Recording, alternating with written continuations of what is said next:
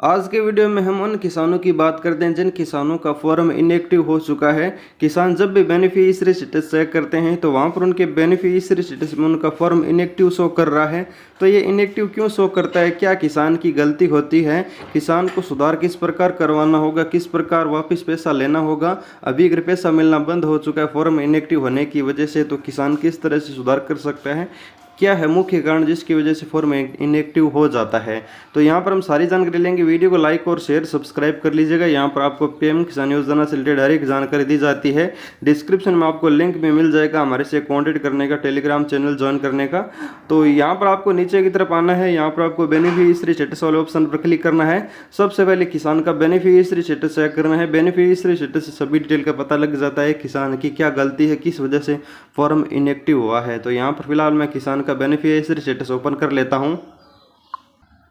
तो इस तरह से बेनिफिशियरी स्टेटस आप सामने ओपन हो जाएगा।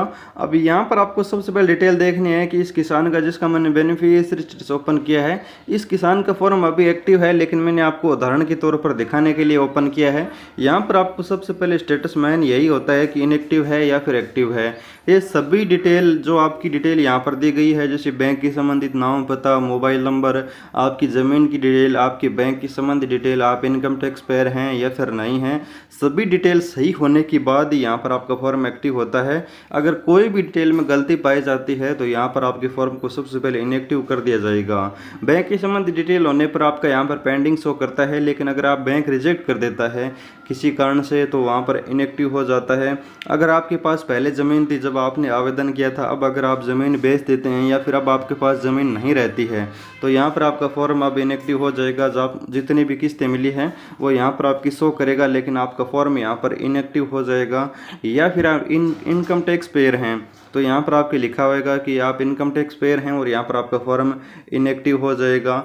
या फिर आप हो सकता है कि आप पीएम किसान योजना के लिए एलिजिबल नहीं हैं, आपके परिवार में आपने 2-3 जनों ने आवेदन करके फ़ायदा लेना स्टार्ट कर दिया है, कोई गलत तरीके से आपने आवेदन करके फ़ायदा लेना स्टार्ट कर दिया है, आप इस योजना के लिए एलिजिबल नहीं हैं, यानी आप एलिजिबिलिटी आपकी नहीं है, तो यहाँ पर कारण भी लिखाएगा इस वजह से आपका पैसा बंद हुआ है और आपका फॉर्म इनएक्टिव हो जाएगा। जो भी कारण इस योजना में बनते हैं वो सभी कारण जो आपकी फॉर्म में लागू हो रहा है, जो भी कारण, तो यहाँ पर आपका फॉर्म पहले इनएक्टिव हो जाएगा, यानी पहले फॉर्म आपका रुक जाएगा, बंद हो जाएगा। उसके बाद ही यहाँ पर आपके आगे रीजन भी शो करेगा, इस वजह से आपका फॉर्म इनएक्टिव हुआ है।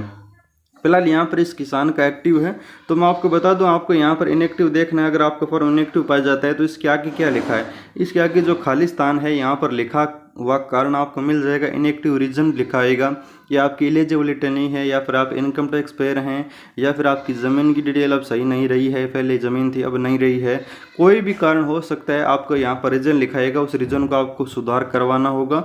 बहुत सारे ऐसे किसान हैं जिनकी सभी डिटेल सही है, सब कुछ सही है, परिवार में उन्होंने एक जनों ने आवेदन कर रखा है, ज़मीन भी उनके नाम है, यानी कहने का मतलब है फॉर्म बिल्कुल सही है, कोई भी गलती नहीं है। जो भी पीएम किसान योजना में एलिजिबिलिटी है वो सारी आपने क्लियर कर रखी है, सब कुछ सही है।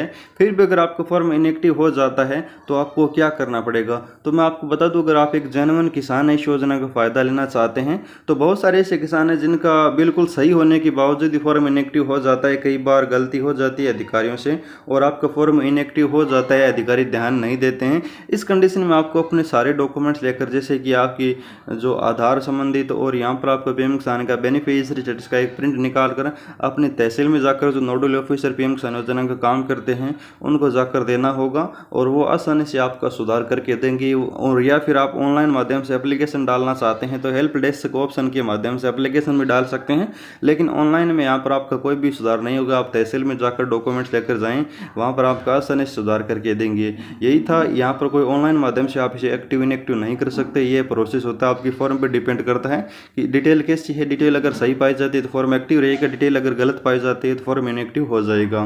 तो उम्मीद करता हूँ आपको जानकारी पसंद आएगी। वीडियो को लाइक कीजिएगा, शेयर कीजिएगा हर एक किसान भाई के साथ। धन्यवाद।